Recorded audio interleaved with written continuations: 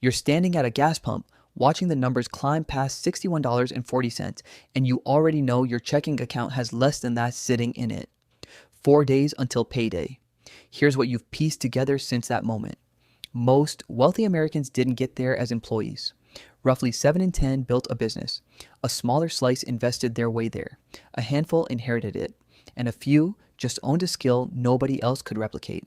But none of that is really the lesson. The lesson is what happens to money after it arrives. Some people run every dollar through a system. You'd been running yours on vibes for 6 years straight. The six-figure illusion. You get back in the car without buying anything else and drive home in the Tesla Model 3 you've leased for 9 months. Pearl white, 19-inch induction wheels. $612 a month before you even add insurance. You tell yourself the payment is manageable. It's always manageable, right up until the week it isn't. Your phone lights up at the next red light. It's Marcus, your friend from grad school, sending a photo of his new watch, a Rolex Submariner, black dial, the kind that sits around $10,500 retail. Finally pulled the trigger, the caption reads. You send back a fire emoji. You don't mention that you haven't opened your Chase Sapphire statement in 11 days because you already have a rough idea what it says. And rough is worse than exact, because rough means some part of you has stopped wanting to know the real number. At home, you unclip the Omega Seamaster, the quartz version, not the automatic, still $1,890 when you finance it back in February. And you set it on the counter next to a stack of unopened mail.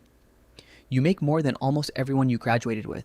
Your mom asks how work is going and you say really good and mean it. That's the confusing part. Work is good. The salary on the offer letter was real.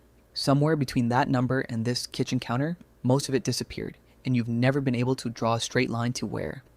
Here's what would surprise the version of you from 5 years ago. The one who assumed 6 figures meant the anxiety just switches off. It doesn't.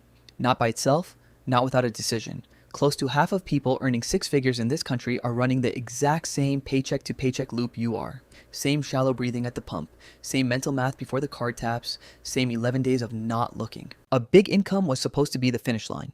For a lot of people driving nice cars and wearing watches that cost more than their rent, it's just a treadmill with a better view. You used to think the issue was that you didn't earn enough. You're starting to suspect the real issue was never the number on the paycheck. It's what that number quietly does in the 72 hours after it lands. How much of it drifts toward things that make you look like you're winning versus things that would actually mean you are.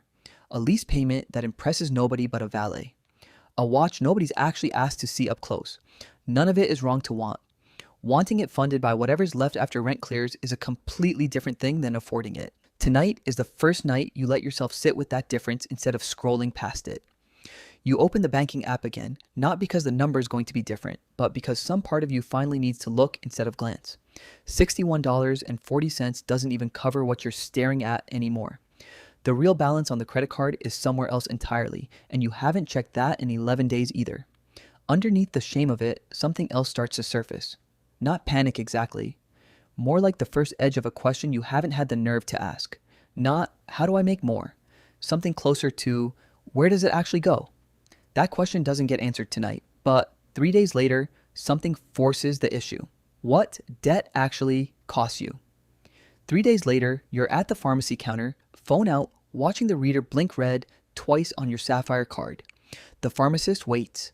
The guy behind you checks his watch. You tap your debit card instead, it clears, and you walk out with a bag of prescriptions and a feeling that has nothing to do with being sick. You call Jordan that night, your friend from undergrad, the one who runs operations for a boutique fitness studio outside Austin, because she's the one person you can say this to without performing anything. My card got declined at CVS. You say it like it's a joke. She doesn't laugh. She asks the question you've dodged for 11 days. How much do you actually owe on it? You open the app. Not a glance. You sit on the kitchen floor and actually read the number. $7,215. Almost exactly what the average American revolving a balance carries, though you don't know that yet. What you do notice immediately is the APR sitting next to it, 23.74%. You've seen that number in the fine print 100 times. In the section you always skip to get to the total due, you've never once sat with what it actually costs you. You pull up the calculator right there on the floor and run math you've avoided for 2 years. Minimum payment, $148 a month. At that rate, on that balance, if you never charge another dollar again, it takes just over 15 years to pay off, and you'll hand the bank nearly as much in interest as the original balance. 15 years, you'd be 44. You think about the Omega on the counter, the $612 lease, the 6 days a month you skip your statement on purpose, and for the first time, you understand with total clarity that this debt isn't background noise. It's a second rent you agreed to without ever reading the lease. Jordan doesn't lecture you. She just says, quietly, I did the same thing with a Peloton and a pair of Cartier earrings I bought myself the year I turned 29. Took me almost 3 years to dig out. She's not bragging when she names the brands. She's being precise, the way you describe the exact shape of a scar. You realize you've never heard her talk about money this openly before. You always assumed she just had it figured out. What actually surprises you isn't the debt itself. You knew vaguely that you owed something. What surprises you is how much of your income, the 6 figures your mom hears about, is already spoken for before you ever get to choose anything. The minimum payment, the lease, the card you tap without thinking at the pharmacy. Pillar 1, the floor beneath you. 2 weeks after the pharmacy counter rejected your card, your coworker Ray, the guy who runs Paid Social 2 desks down, limps into the office showing everyone a photo of his Jeep Gladiator on a flatbed. Transmission, $3,900 to fix. He'd financed it 14 months earlier, still owed more than it was worth, and he's putting the repair on the same card that's still carrying his Cabo trip from spring break. You watch him laugh about it by the coffee machine, the kind of laugh that's really just panic in a nicer outfit. You think about your own $7,215 and how close you are to being him. It's Priya from finance who shows you the other version of that story. She tells you over coffee she insists on buying, because you'd been quiet all morning, that her Civic got rear-ended on I-35 in the spring. $7,600 in damage. Not her fault, but the other driver's insurance took 7 weeks to pay out. She didn't flinch. She had money sitting in an account earning real interest set aside for exactly this kind of Tuesday. She paid the shop directly and waited for the reimbursement without missing a single bill. It's not that I'm rich, she says. It's that I decided at some point not to be one bad week from a crisis. That night, you write out your actual monthly baseline. Not your lifestyle, just survival. Rent, utilities, groceries, insurance, the minimum on the card. You leave off the lease payment on purpose because a car you can't really afford isn't a baseline. It's a decision you're still paying for. The number lands at $3,240.